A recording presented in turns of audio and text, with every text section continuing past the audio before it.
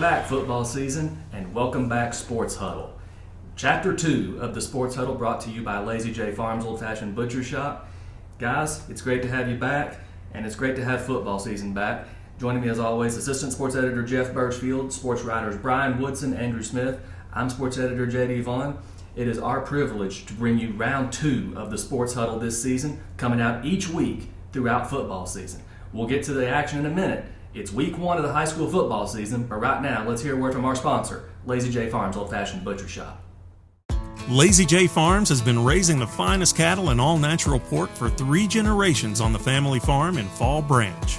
Their blonde Aquitaine herd offers a leaner, healthier, and more tasteful beef. And the butcher shop is local, farm to table, and 100% authentic. This is the way your grandfather shot for me, with steaks cut to order, quality assured, and ready to ship to your door.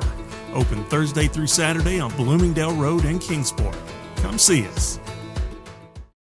I do want to remind you, our football tab comes out this week. It comes out Thursday. You can pick it up at any Six Rivers Media property. It is separate from the actual paper, so you can purchase it at any Six Rivers Media property or even a newsstand. So Tennessee starts this week. Southwest Virginia will join the chat next week, except, of course, for Rye Cove, playing Lord Botetourt on Saturday at Emory and Henry University. Kind of an interesting situation there. Brian Woodson will discuss that later. First, let's talk about Region 1-6A, of course, that being Dobyns-Bennett, Science Hill, West Ridge, Jefferson County, and Morristown East. Dobyns-Bennett, the defending Region 1-6A champion. Talking to Joey Christian this offseason, I even made a remark that says, you might have surprised a few people. His response was, well, who did we surprise? I said, well, maybe some people in Johnson City. Obviously, they've got a new quarterback in Levi Chappell, but Tegan Begley, who committed to Army baseball, he's back in the backfield. Emmett Starnes is back there. Luke Lundy, who missed last season with an injury, he's back there. A lot of the receiving core guys like Jalen Thomas, tight end, and defensive lineman Tyree Thomas. You know, just a few of those skill position players that are going to be back for the Indians. Dobyns-Bennett, of course, replacing 4 starters on that offensive line. Baker Correll is the only returnee. So the skill position players are back, but the question is, who's going to block for them besides from Baker Correll? They've kind of got a depth chart set, but of course that could change from week to week. So it'll be interesting to see. Dobyns-Bennett opening this weekend against Knox Central on the road. Science Hill opening against Elizabethton at home. The Hilltoppers likewise breaking in a new quarterback in Lane Clement, a transfer from Wyoming, the son of former Miami Hurricanes quarterback Ryan Clement. So he's got the quarterback pedigree. Running backs Ian Mathis, Aiden Perry, those guys are back. Receiving core will look a little bit different, but Science Hill, obviously another one of the favorites to contend for the title. West Ridge, West Ridge has been there recently, but they just not since 2021 have they had that home playoff game. They went 9-3 that year. West Ridge has won 4 wins in 2022 and then 5 wins each of the last 2 years. So the Wolves trying to play 2 quarterbacks this year, Justice Hilton and Isaac McGee. And then not to mention running back Ethan Amix and the all-purpose player Caleb Mabb, 2 players who are going to make a huge impact, not to mention all-conference linebacker Sam Perry returns. So West Ridge, kind of a mystery right now, but the Wolves looking to make the move up to that upper echelon of Region 1-6A. Morristown East went from 0 to 3 wins last year, but obviously the Hurricanes, a little disappointing season from their end. Jefferson County, 1 year after winning Region 1-6A in 2023, their first conference title outright in more than 3 decades. Jefferson County goes 6-5 a year ago. Not bad, but then again, not up to Jefferson County standards by their traditions. So Jefferson County, maybe another team that's in the mix there. So that's kind of a look. Region 1-6A, of course, William Blount reclassified to 5A, so it's only 5 teams this year. 4 of those 5 teams will go to the playoffs. And now Region 1-5A features a team that literally everyone in the state is chasing, that of course being Sevier County. And Brian, let's talk about Region 1-5A, especially locally with David Crockett, Daniel Boone, Tennessee High. What do we expect from Region 1-5A this year? Everybody's shooting for Sevier County again. They went 15-0 last year. They got Cooper Newman back as a junior who's being recruited by Michigan and schools like that. The kid can play, and they're going to be tough to beat. Everybody else will be chasing them. Our three local teams will be chasing them. Starting with Tennessee High, they're trying to get a home playoff game, and their goal is this year to actually knock off Morristown West, and hopefully that'll be good enough to get them a home playoff game. It's been a while since they've had one. Tennessee High was 8-3 last year, really 7-4. They got a win because Greenville forfeited their first win against them. Tennessee High's going to run the ball. They lost Trent Dowdell to Emory Henry, so they're going to have to rebuild. Elijah Plumbar is a guy we've been hearing for 4 years, and he's always been injured, but hopefully this year he'll be ready to play and show what he can do. There's also Cooper Boer, Connor Smith at running back. Quarterback will be two of them, Jack Richardson, who's more of a thrower, and Nos Kazoo, who's more of a runner. They got some good receivers. They got some receivers. They don't throw the ball out. They might have to this year with Baron Harcourt is a good receiver, number one receiver for them. It'll be pretty tough to beat. They also got they lost their top offensive lineman from last year. They got 3 back, so they should be able to move the ball. But we'll see. It's going to depend on who they find to run the ball. Plumbar staying healthy is key. Defensive lead Preston Fagans and Cooper Boer at linebacker are their 2 big guys. They usually lead them in tackles. Tennessee has quite a bit of experience left on defense. So they should be pretty good there, pretty stout. They start the season off pretty tough with Westridge, followed by Elizabeth and Ensigns Hill. So that's a pretty tough schedule. And like I said, the goal for them this year is to beat Morristown West, and hopefully that works out like it has the last 2 years, and they won't be third, they'll be second and be able to host a playoff game. And going to David Crockett, they've been pretty good in recent years. Last year they struggled to 4-6, and the year before that they were 3-7. They lost a lot of good players to graduation after those couple of successful years, but they're coming back. They got a quarterback, A.J. Wynn, a good athlete, and Zeke Sloan. And Jackson Overstreet is a terrific wide receiver and defensive back. So they've got some talent on the team. Their first 5 games is brutal in the schedule. They with Unicoi County, Westridge, Morristown East, Morristown West, and then Sevier County. But Coach Chanley does a very good job. He'll have them ready to go this year. Daniel Boone last year went winless, and they won 1 game the year before. They lost, I believe, 14 in a row, I believe it is. And but Jeremy Jenkins will work to try to get them to improve this year. They've got Drew Fleming's a terrific running back and loved them in tackles last year. He'll be back. They've got a good offensive line. They have a sophomore quarterback named Rye. I hope I'm pronouncing that right. Rye Stone, who looks like he's going to be pretty good. They got Logan Wheatley and Dylan Murphy at receiver, who are talented, and Micah Lewis as a speedster on the outside. They got some good returnees on the offensive defensive line, and Drake Walton and Logan Wheatley can get in the backfield and get some tackles.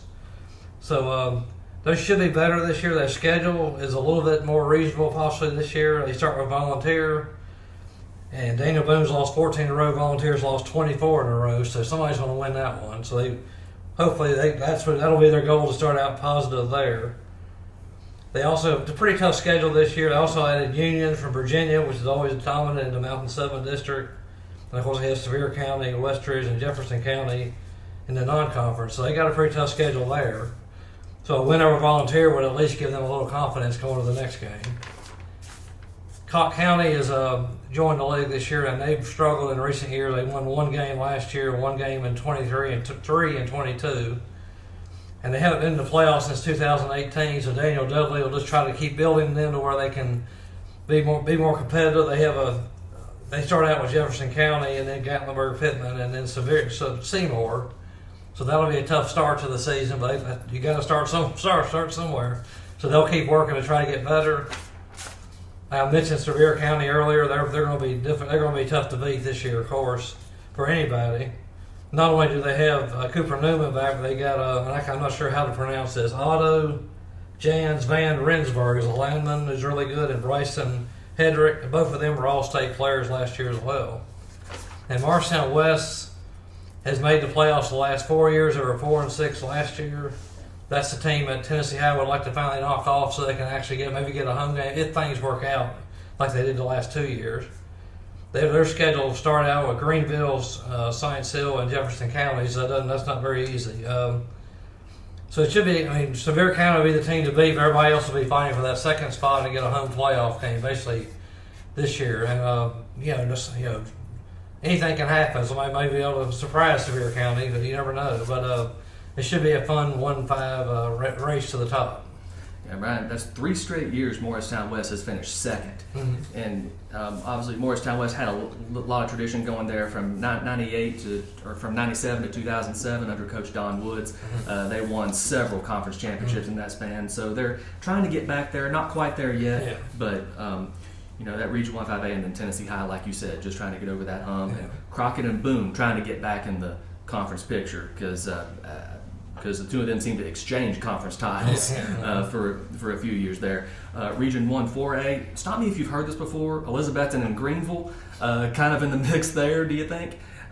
Cherokee seems to be the closest pursuer, Jeff, but who has the best chance at Elizabethton and Greenville, honestly? Well, Cherokee does have the best chance at them, but like you said, those two teams definitely have to be favored. Greenville's won the last 4 conference titles there, and then Elizabethton's always going to be tough. Both of those guys have their quarterbacks back with Caden Ball and Rhett Slagle. I think you wrote the story in our special section, which you talked about picking up as far as, Region 1-4A, this is the year of the quarterback. And that's true because Cherokee has a good one in Landon Jeffers, who's really good throwing the ball and running the ball. Matter of fact, his first 3 years as quarterback at Cherokee had 1,000-yard passing seasons. Also, last year ran for about 700 yards. They've got a terrific offensive lineman. A lot of people are talking about named Cooper Bledsoe. And I know Coach had mentioned if he's playing at a bigger school, he definitely thinks he would be a D1 recruit right now. A couple of great wide receivers in Rowe Fletcher and Lofton Hayes, who Jeffers can throw the ball to. Then you go to Sullivan East, and Hal Mummy, the old Kentucky quarterback, came there and helped them, a year ago, and also now they've sort of installed that run and gun type offense, and you got Peyton Lingerfeld leading that. He led the whole area in passing last year.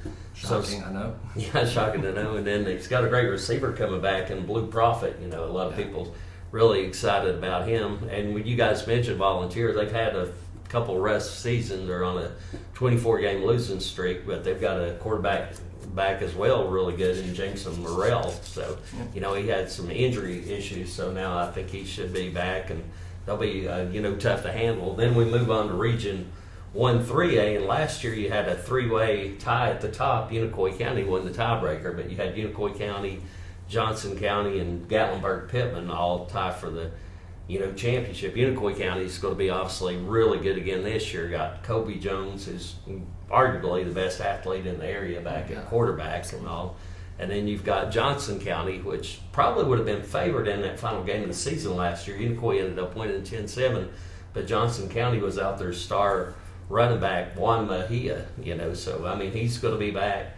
They should be, really good again, but I think you probably have to go with favorite in that league with GP because Gatlinburg-Pittman's got their all-state running back, Braid, and Maples back. They got I'm probably mispronouncing that, Cicelo Rodriguez back, another good running back. And then obviously those teams down there in Sevier County is always tough. Pigeon Forge should be good again this year. You got Andrew Lewis, quarterback, back, and their senior running back, Aiden Hood. So I really expect, the Tigers probably have a little bit of a bounce back season as well. Yeah, Jameson Mile and Volunteer, of course, they're playing for their third head coach in as many seasons. This time, Coach Jeremy Wagner, former Jefferson County assistant. So hopefully Volunteer can get back on the winning side of things. The Falcons, of course, like Andrew said, opening with Daniel Boone. Someone's losing streak is going to come to an end that night in Church Hill, so that's a game to keep an eye on. Andrew, let's go pretty much the Carter County show now. Regions 1-2A and 1-1A. So many contenders there from Carter County. What can we expect from the likes of Happy Valley, Hampton, Unaka, and Cloudland? Yeah, starting in Region 1-2A, the only Carter County team still in the region is Happy Valley. Hampton reclassified, going down to single A, but this is a really talented Happy Valley squad. Now, heading into the season, they're not quite sure who they're going to roll with at quarterback. Gabe McDougald started most of the games last year, really good athlete, naturally a wide receiver. But Aiden Paul was originally planned to be the starter. He's also a senior. Heading into last year, he was intended to be the starter, got injured. McDougald slides in, ends up leading them to a 7-2 season. Didn't quite end the way Happy Valley wanted to, losing by 1 point in the first round. Home playoff game, heartbreak. When I talked to Coach Jason Jarrett, he was very adamant that has been our offseason motivator. Find that one extra point, find that one extra win to get out of the first round. Because this is a program that's continued to make steps in that conference. But obviously, their biggest competition is going to be South Green. South Green has won the region last year. They're always have been at the top of the region, seemingly. Name to keep an eye on there will be Nash Rader. He's been their star running back the past 2 years. He's transitioning to quarterback now. He was a quarterback to start his freshman year. He's transitioning to quarterback. Just trying to get the ball in his hands as much as possible is the thought process. And, well, it's hard to blame the coaching staff there at South Green for thinking that. And you also got West Green to look out for. Went 3-7 last year. They opened the year at Cosby. Austin Brown's back at quarterback, or is going to be starting at quarterback after the graduation of Austin Franklin over there. But the thing about it is in Region 1 2A, between Hampton moving down, Eagleton moving to Region 2, all 4 teams in the region will be making the postseason. So, trying to find that extra motivation throughout the regular season to put yourself in position for a home playoff game for a conference title, even if your safety net is we'll still make the playoffs anyway. And then Region 1-1A is the polar opposite. Just a stacked district there. 8 teams in that conference this year. Yeah, it's going to be chaos. A lot of competition at the top. A team that's been there at the top a lot has been Cloudland, except for last year. It was a oddly quiet November in Rome Mountain there. First time in over a decade there was no home playoff game at all at Orr Field at Cloudland. They went 4-5, lost in the first round to Oliver Springs on the road. They opened the year at Midway on Friday night. They've had to kind of create a unique start to their schedule. They're getting turf up there at Orr Field. So they've kind of had to adjust some things, be on the road more at the start of the year to allow for that turf to get in, get settled. But Grayson Cole, one of the area's top rushers from last year, is back. He ran for a touchdown last Friday in the Carter-Greene County Jamboree. But a name to keep an eye out for is their quarterback, Bryce Birchfield. Not necessarily saying Cloudland's going to throw the ball a heck of a lot. That's not Cloudland's game. It's very rarely ever been Cloudland's game. Air Zach Benfield. But the thing with Birchfield is he's able to provide an extra running threat in the backfield so defenses can't necessarily key on Grayson Cole. Cloudland should be right back in the mix for the conference title. Ashford-Hampton. Mentioned Hampton moving back down to single A. Wasn't the year Hampton was looking for. Obviously, a lot of off-the-field external factors kind of playing a role in that, with their school being affected by Helene as much as it was. Big question mark a little bit. They're replacing the Areas League rusher and Dominic Burleson. They're not necessarily returning to one guy. There's a few different guys that are kind of working in that role. Peyton Townsend, son of former Hampton great Adam Townsend, expected to be one of the key cogs in that backfield, as well as Isaiah Belcher. But yeah, it should be a good year for Hampton, a rebound year, I would think. Coach Michael Luntz was very confident in the group he's got. New quarterback there, former Unaka Ranger Connor McKinney. He started his high school career at Hampton his freshman year.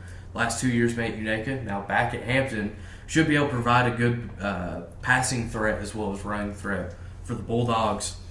Meanwhile, for Unaka, tough year for them last year, 1-9. Ashton Fuller will kind of be the key cog for their offense. Star wide receiver, one of the top receiving threats in the area last year. When I talked with Coach O'Brien Ben at their media day, it's like, we're going to try and throw the ball at Ashton. If we can't throw the ball to him, we're going to pitch it to him. If we can't pitch it to him, we're going to hand it to him. If we can't hand it to him, we're just going to snap the ball straight to him and let him work.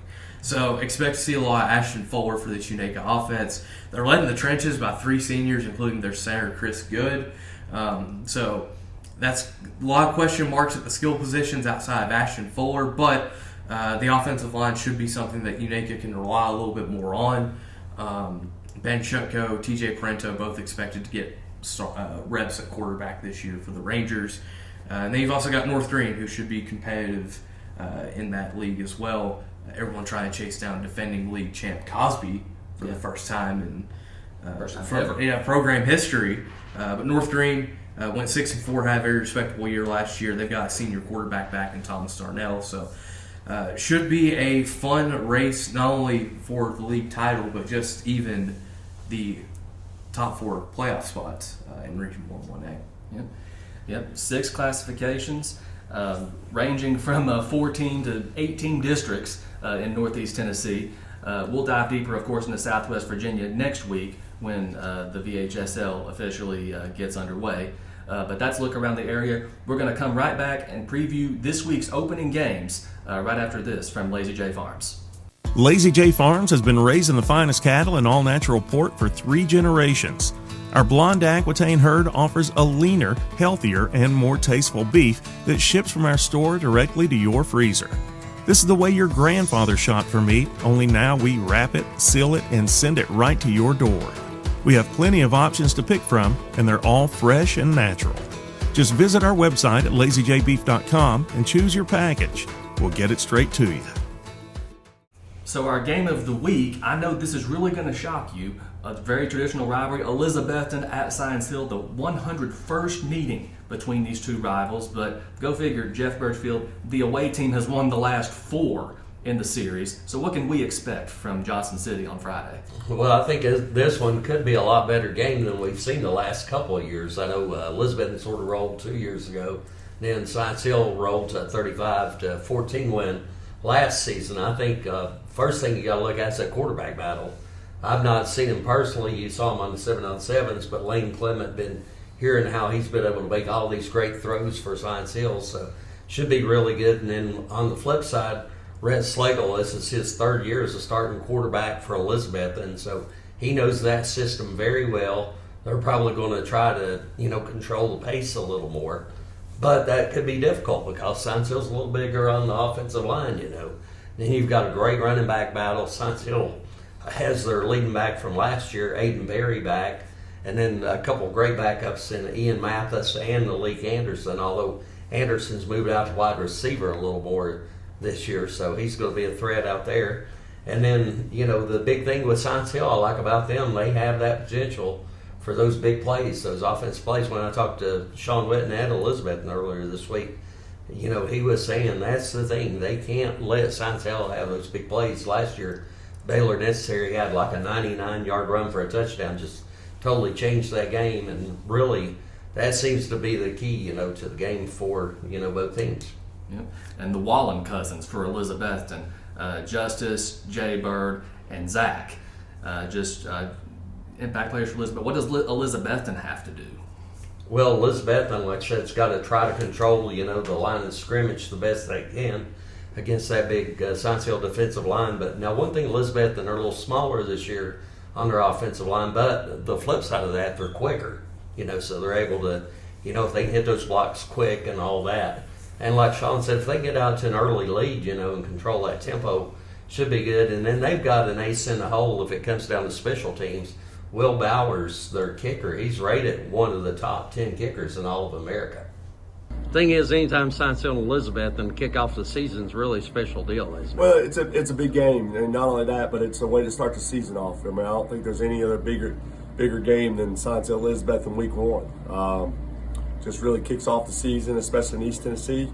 I think when you look down to it, it's almost even as many times as we beat each other, and it's just been a great rivalry the last couple of years. We played at ETSU several times, and now we're back at home. So just another great game and a lot of great players, and it's a great. A lot of people come out for this game just to really start the season. But anytime Science Hill and Elizabethton gets on the field, it's special. 101st is still, this is a big game to start the season, isn't it? It's special, and I think we say this every year, but to start the year off with, two programs with a great tradition, playing each other in this area, what a great way to get football started off. We started off with a bang. We always have a great crowd here and in Elizabethton, so it's exciting, just the same. It never changes. The coaches are still excited. The players get fired up, and both communities really pull together for this game. So we're excited about it.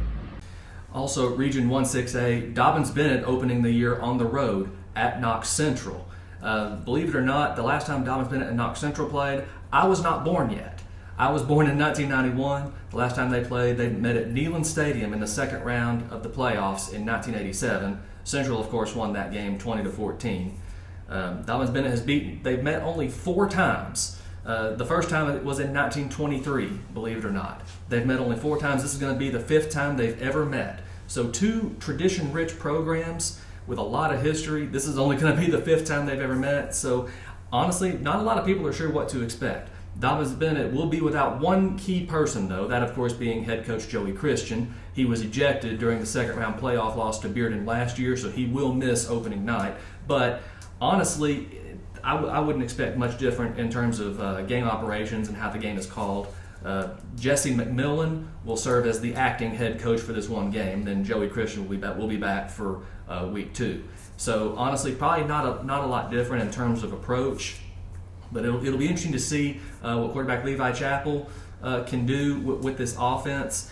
Obviously, we're very aware of what Teagan Begley can do in the run game, but again, it's going to come down to 1, can the line block for these guys? And 2, can Dobyns-Bennett stop the speed of Knox Central? Because even Joey Christian remarked, if Central can find a crease, they're perfectly capable of taking it 80 yards. So whatever Dobyns-Bennett does, the defense has to keep contained.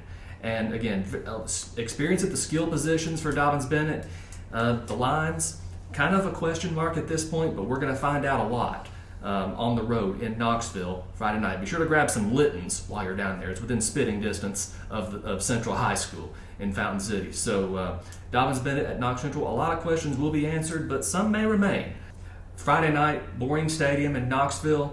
Joey Christian won't be there, but he's more than confident that Jesse McMillan and his coaching staff will handle things just fine. It's still opening weekend for me too. You know, my name's still attached to it, but I don't have much control over it. But you know, that's my fault. That's my fault for the actions that I had. You know, in the second round playoff game against Bearden last year. But you know, I got a plan. I'll be watching from here and everything, and certainly see all the team off and everything. Be waiting for them when they come back. But Coach McMillan, and you know, he'll do a good job running it. But listen, when Coach Davis and Coach Trammell on the defense, Coach Thacker on offense, you know, nothing's going to change. I mean, those guys, it ain't like that that I micromanage them on Friday nights. I mean, they're going to call what they call. The game plan's already been installed, so you know, we're ready to go. It's an exciting time of year.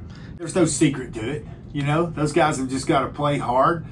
We've made mistakes in our 2 preseason scrimmages, and we know that, and we're going to, you know, that's part of football. In the first game, there's plenty of mistakes are going to be made. We just got to hopefully minimize those mistakes. But you know, as we have preached to those kids, if you make a mistake, you got to do it at 1,000 miles an hour. It seems like a lot of times in football, you may make a mistake, you may block the wrong guy, you may take the wrong step or something. But if you're playing 100 miles an hour, if you're playing to the hardest and the best of your ability, a lot of times in football, it just kind of works out. Somebody gap exchanges and whatnot, and somebody will cover up your block and whatnot, especially when you're running gap scheme. And we just got to make sure that we're playing the hardest ever played Friday night. Another intriguing Week 1 matchup takes place in Irwin. David Crockett on the road at Unicoi County. Is this a battle of quarterbacks between A.J. Wynn and Colby Jones, Jeff? I think it is to some degree. I love this rivalry because you got the 2 neighboring communities. I've had a lot of great games on the basketball court, but it's nice to see them get together here on the football field. And also, I definitely say Gentry Stadium won't be a boring stadium on Friday night for sure. But I think Kobe Jones, you know, he lost some of his skill guys last year with Unicoi, with like Coda Cutlip and Garrett Sellers, a couple of terrific receivers. But he's got some good guys back with Aiden Evely and Avery Hatcher. They also have a pretty good running game with Blaze Rice and Nehemiah Campbell leading the way. And then they're really strong, you know, other places on their offense. With Crockett, you know, you got to start with A.J. Wynn, but also there's Zeke Sloan. He plays everywhere, offense, defense, special teams, and he doesn't just line up one spot. They may have him at wide receiver, they may have him at quarterback, may have him running back, may have him at linebacker, may have him back at safety, you know, just wherever he's needed, you know, and all. And then they've got a couple of really good wide receivers too, Chase Taylor And then you already mentioned Jackson Overstreet. Of course, his father Josh was a big star at David Crockett back in the day, running back. But man, the Pioneers got such a tough schedule. You know, we mentioned that earlier, the way they start out. But I think that's a game, you know, people want to go to Friday night. I think it could be the best game of the week, just to be honest, competitive-wise. Yeah. Speaking of competitive, Andrew, there will be a losing streak that comes to an end in Church Hill on Friday. Daniel Boone on the road at Volunteer. What can we look for in this game? Yeah, I as you mentioned, it's the ending of either a 14-game or a 24-game losing streak on Friday night. I'm excited to see the reaction of the winning bench here. Just whoever ends up coming out on top, the jubilation, especially if the guys have been in both those programs for so long, to see, hey, one finally went our way. Let's build this year. But what to look for in this game? For Daniel Boone, we mentioned him earlier, but Drew Fleming kind of put on some weight this offseason, looking to be more of a bell cow type back, on top of being a defensive leader for Jeremy Jenkins. But definitely look for Drew Fleming. I expect them to be able to do a little bit more than even hold their own in the trenches. They bring back a lot of experience in the lines of scrimmage, which should help Fleming, and it should help Rodstone under center for the Trailblazers. Meanwhile, for Volunteer, I'm not exactly sure what to expect from Jeremy Wagner. It's his first game, first year as the head coach. Junior quarterback Jameson Mowell, we're hoping he's able to stay healthy the whole year. Obviously, throughout his career, he's kind of battled some injury. So him being healthy will go a long way into determining not only Friday night's game against Daniel Boone, but also the rest of the season for Volunteer. Bryson Christian, a running back, named to look out for. He's a sophomore for the Falcons. This coaching staff really likes him a lot. Young guy, but expect him to make a big impact in this one. And should be exciting to see a winning streak hopefully start for one of these teams. Sure. Brian, there's a big game in Bluntville this week. West Regis football history, I don't think they've ever had an opener of this caliber. It's a Sullivan County rival, of course, in Tennessee High. Usually we're used to this rivalry happening later in the year, but it's on opening night. What can we expect in Bluntville this week? Okay, this should be an interesting game. Tennessee High has lost their last 6 openers, but they played Dobbins Bennett and Greenville, so they have good excuse. They were tough games. Westridge has won all 4 of theirs. They were all against Volunteer, which has struggled here in recent years. So both teams really need rivals. Westridge really hasn't. They can't call, and Coach Hilton told me this himself. They can't call Dobbins Bennett and Science Hill a rival. They actually beat them. So Tennessee High really is their rival right now on the football field. Tennessee High really doesn't, because they switched conferences so much. They really don't have a real rival close by either. So Coach Holt is really excited about playing Westridge. So now they're coming together, first game of the year. Westridge, that place will be packed. It'll be a lot of fun. The Tennessee High still got a lot of question marks. I mean, who's going to run the ball for them? They've got, like I said, Elijah Plumbar, Cooper Boer, who told me the first time he touched the ball, he was going for a touchdown. So we'll see about that. And then Boer and Preston Fagans on defense are really good, talented players. But they got to figure out who's going to be the playmaker for this team. Jack Richardson and Knox Kazeel share quarterback duties. They both are similar quarterbacks. They don't throw the ball a whole lot. Westridge, they've got some athletes. Ethan Amex and Caleb Mabb are really good, talented players. They've got a new quarterback of Justice Hilton, and I can't remember the Isaiah. Oh yeah, I'm sorry, my bad. And it'll be interesting to see what they do. I mean, they got there's question marks there too. They lost some talent on the offensive line, including Trent Tatum, but they've got who played a lot of tight end last year. But they've got some other guys there who can fill in the holes. Defensively, Sam Perry is like a tackling machine. Every game I saw last year, he was double-digit in tackles easily, so he can play. Hayden Music will get in the backfield, so he's going to cause problems on the defensive side of the ball. So this should be a pretty even game. I'm not expecting a lot of running. It should go pretty fast. I'm not a lot of passing. It should go by pretty fast. They're going to run the ball, try to fill each other out, and probably just looking for playmakers to help them not only win this game but move on forward into the season. Another game, Brian, that intrigues me is this Saturday game, Rycove and Lord Botetourt. How did that even come to be? Okay, now that Rycove has gotten where they won 31 games the last 3 years, nobody wants to play them. the Lord Botetourt head coach is and the Emory Henry coaches both went to Emory Henry, played at the same time. They met, decided to try to work out a game, and the VHSL let them play week 0, but they had to play at Emory Henry. So they're going to get together. Lord Botetourt is a 3A team, which probably has 1,000 more students than probably Rye Cove does, which is a 1A team. But they're going to play there at Emory Henry on Saturday night at 7 o'clock. It's going to be tough for Rye Cove. I mean, they're not. I mean, they've got some talent on their team, but Lord Botetourt has size and they have a lot more numbers to choose from to play. Rye Cove's also breaking a new quarterback, which we don't really know who that is yet. It's just up to between two people. While Rye Cove last year lost in the state semifinals in a heartbreaking fourth quarter, Lord Botetourt lost in the region finals in 2 overtimes on their home fields. And both of these teams have a lot to. They want to move on from those disappointments from last year.